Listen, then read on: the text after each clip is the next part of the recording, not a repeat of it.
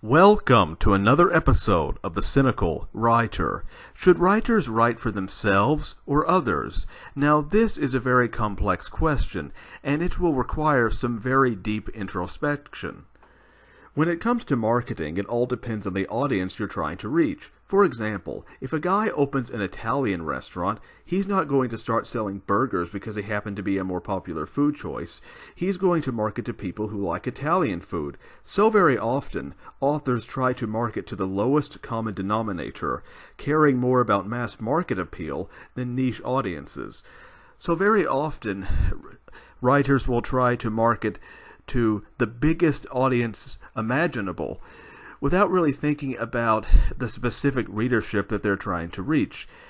And this is a very unique episode of The Cynical Writer because I will be playing you an audio clip of Rod Serling, who addresses this issue very precisely.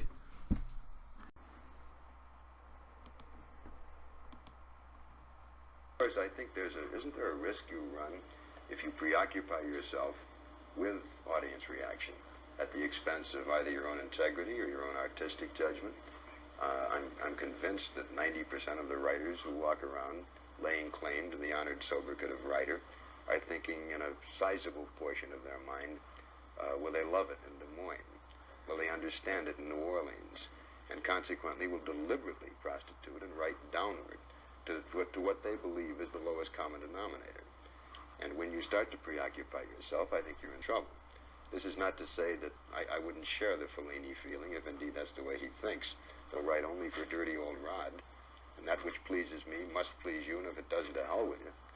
But the reverse, I think, concern should also be extant that I must realize that because I am writing in an art form, the whole function of the art form is to be translated to people. There's an emotional experience to be shared. Consequently, it isn't just me and my tower. It's how people will react to what I write. So what Rod Serling is saying here is that while you should be concerned with audience reaction, that doesn't mean you should prostitute yourself to the lowest common denominator, because you also have integrity as a writer and as an artist. And so very often, writers will write sequel after sequel simply because they want as much money as possible and because they're trying to please a readership who really doesn't care about their artistic integrity.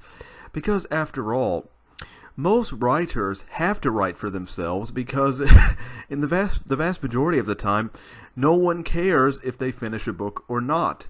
Because for most writers, their audience is very, very small, and in some cases, non-existent.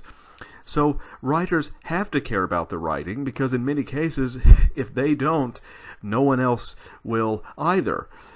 So, yes, writers should take their readership into account, but that doesn't mean they should be consumed by audience expectation, because if you allow that to happen, then you will lose your artistic integrity in the process. And that happens to so many authors, unfortunately, especially once they become successful, once they start making a lot of money. Many times they forget who they truly are. They neglect their artistic sensibilities. Fortunately, Rod Serling avoided that, and I hope I can avoid that as well. So, I hope you enjoyed my speech for today. You can check out my books in the description section, and until next time, goodbye.